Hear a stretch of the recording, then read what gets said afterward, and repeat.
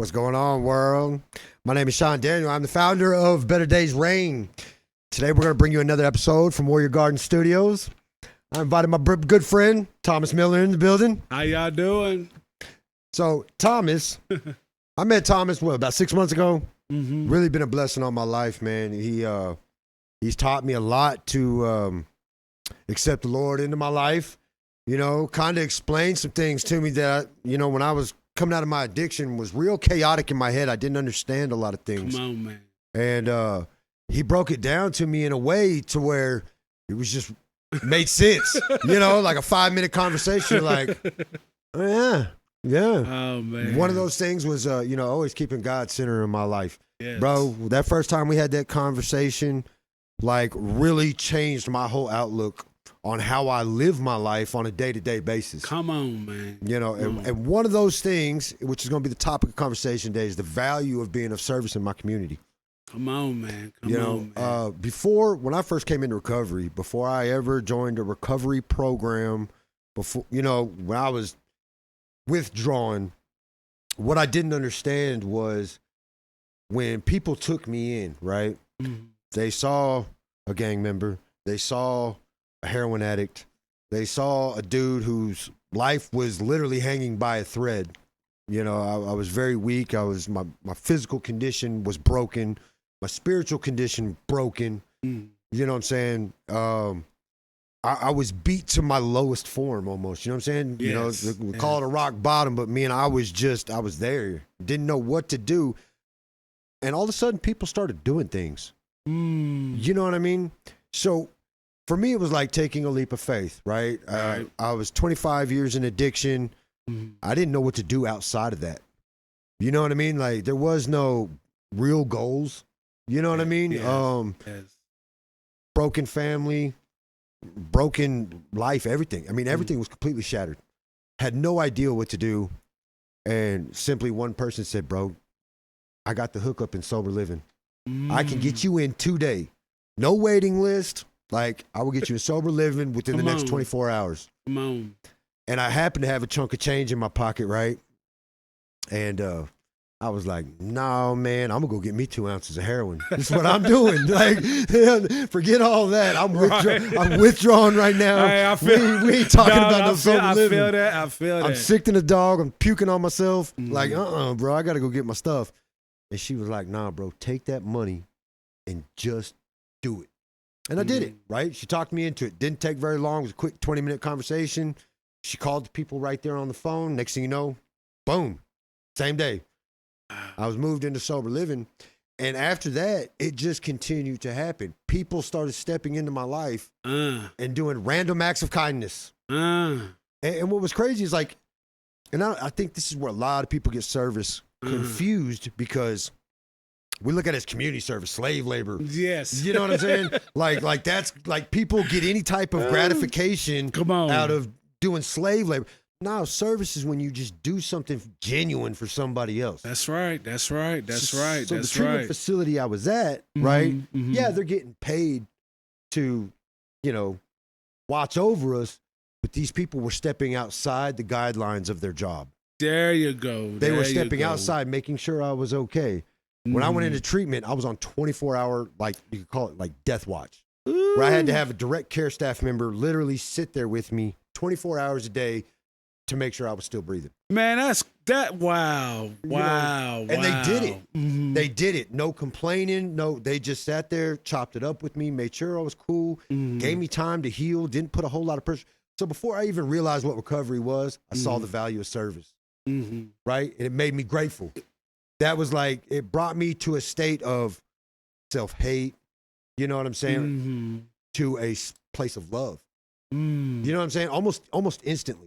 You know what I'm saying? Like, I appreciated those people for stepping in the way they did because it was outside the guidelines of the norm. Yes. Right? And I think that's beautiful, man. And, I think that's why, and I'm glad we're on this topic because, if we don't understand those guidelines, especially us that's following believers, right? And even for us that's not a believer, the moral of that story when I listen to you is literally like you don't know who you might run into.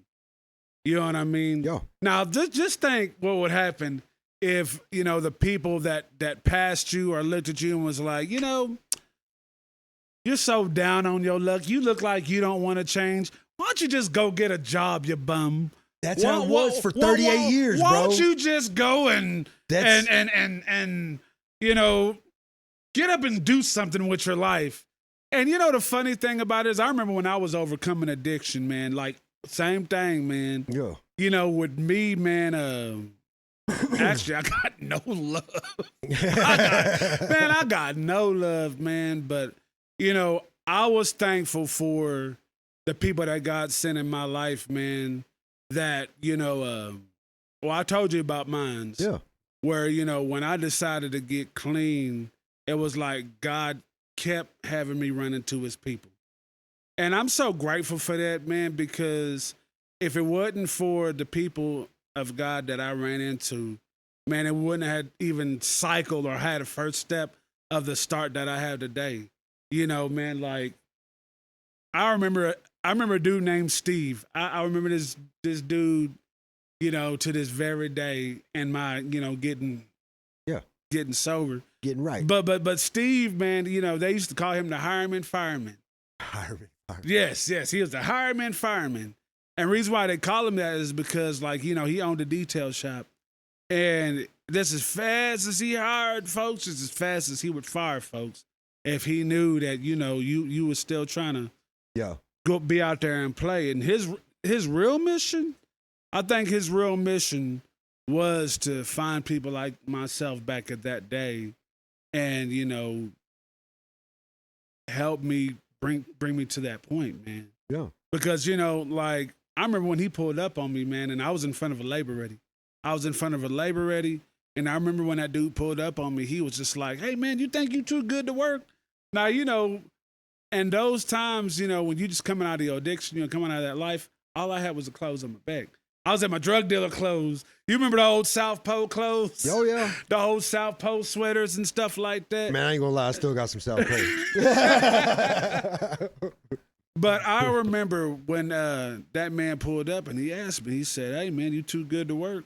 And I've told you that story, man, all the questions he asked me. But, the beautiful thing of that time, that little time with him, it was a short time, but that little time with him, I really got to see the love of God in a very raw, real, and uncut way. You know what I mean? Like, I think one of the first steps to really making that change, I would always recommend is allowing God to love on you. Now, why is that important, man? That's important because, for us that's coming out of trauma, for us that's coming out of different things, man, we form our ideas of what that kind of love looks like or what loves look like, period. And so what usually happens with us and why we get so burnt out with people and why we get so burnt out with other things is that, because we don't have a reference of what love looks like, then we go from the last reference that we left. And because we go with the last reference that we've had, whether it could have been a father who shouted at us when we did something wrong. People in our lives. You know what I'm saying? Or it could have been, like, I know for a lot of young men, it's the love that what my homie does for me, what my friend does for me. You know what I mean? And so you always kind of look for that in a lot of things. Yeah. And see, I ain't gonna lie, for me, God had to correct how I view love. Like if he didn't correct how I view love, then yeah, I'm very untrustworthy of people. Like in real time, yeah, no, I get that. Like I'm very paranoid of people. Like I'm like, man, I don't trust nobody. Like if I could live in a hole and be low key, I would. I would go bury myself in a hole and be low key. But I love God. God's like, no, that's not what I called you to do. When and I have people that still ask me a lot, like, why were you out there for so long? You know what I'm saying? And my answer to that is very simple. It took me 39 years to understand what true unconditional love was. Bingo. Come on. You know what I'm saying? Mm-hmm. When I was in addiction, zero faith. Come on. I didn't hate God. No. God was just on the shelf. No, it's very much. You know what I'm saying? And it's like, not. And it's not that you don't love God either, does it? I never got really angry with him. Come on. You know what I'm saying? But it just wasn't present, right? Exactly. I didn't make him present in my life. Yes. And so for that, I never understood unconditional love. Yes. I didn't know how to project love correctly. Come on. And I also didn't know how to receive love. Bingo. You know what I'm saying? Yes. And so when I tell people, like, if you want to understand the fullness of recovery, then it's one of those things that we have to project, but we have to project it in a way to where we receive it in the same manner. That's right. So that way you can understand the fullness of it. That's right. Because if I'm constantly giving and I'm not receiving, then I'm not feeling the reward. The reward is when I get it back. That's true. That's true. You know what I'm saying? No, you're exactly right, man. I always look at that as like the investment. Yeah. Like it sounds funny, right? But really think about it. It's almost like if I didn't have the right like when you invest, you expect something in return. Right. But when you give and give and give and give and give, and then there's no return, then it ends up burning you out. It ends up making your heart pretty cold. You question. Yes, you start questioning and doubting, and you know what I mean? So Yes. when I started receiving it, Yes. that's when I really started building a faith. Yes. You know what I'm saying? Mhm. With the understanding that God's pouring into me, Mhm. I'm pouring into other people, Mhm. and out of their gratitude, they're feeding it back. Bingo. So it's like a, you know what I'm kind saying? of a boomerang. Yeah, it I- comes I- back around. I want to read something, man, and this is what a scripture out of 2 Corinthians 5:17. If I can find it, man. I was just over here looking at just one of those things that popped in my spirit. And here it is. Hey, hold on. I'm sorry. I had just brought this brand new Bible, and I'm like, what in the world? You know how you have your that Bro, you get I into. I need to get me another one. So I have this big, huge one that me and my wife got for our wedding. It's all engraved and nice, but it's decorative. But I need one that I can put next to the bed. I don't have one in that manner. So a lot of my Bible research comes from, Gemini and Google, and that's where a lot of it is coming from. Hey, I'm just being real. It's okay. I'm being 100 It's with okay. But here's what it reads. 1 Corinthians 5:17. It says, "This means that if everyone who belongs to Christ has become a new person," it says, "the old life is gone and a new life has begun." But here's verse 18. It says, "And all of this gifts are from God, who brought us back to Himself through Christ, and God has forgiven us, God has given us the task of reconciliation, His people to Him. For God was in Christ reconciling the world to Himself, no longer continuing in people's sin against them, counting people's sin against them, and He gave us a wonderful message of reconciliation." Now, I want us to kind of look at that. Look at that for a second, Break man. it down for us. Let's look at that for a second, man, because here's the thing about our God-given duty, man. One of the things I think that's important that we got to understand is that, we're called even to the people, man, that we may not agree, that may not fit our character, may not fit our mode. Right. We're still called to that ministry of reconciliation. And see, that's something that's so not, that's such an absent thing these days because, usually, and this is like most church settings or just most settings, period. We say, okay, you've got your lane. She's got his lane. Stay in it. You stay in what you do. Yeah, you know what I mean? Yeah. And, I even see it sometimes in the field that I am where we say, you know what, that right there is just not something that I'm good at. And so since it's something that I'm not good at, then, this kind of disqualifies me of kind of taking that kind of work in my life. Right. And so here's what usually happens, and God, I feel like sometimes God tests our character by bringing a need our direction. Like, man, this happened to me the other day, right in the middle of me doing my job. There was a young lady at Toot and Totem that had her bags and all that stuff sitting in front of Toot and Totem. And I can honestly tell that this lady, man, she just didn't belong in that scene. Her clothes are too clean for us to be homeless. Yo. You know what I'm saying? And, her hair was done a little too nice to be, you know. Yeah. But it was just odd just seeing her just out in front of Toot and Totem with a suitcase and a purse. Yeah.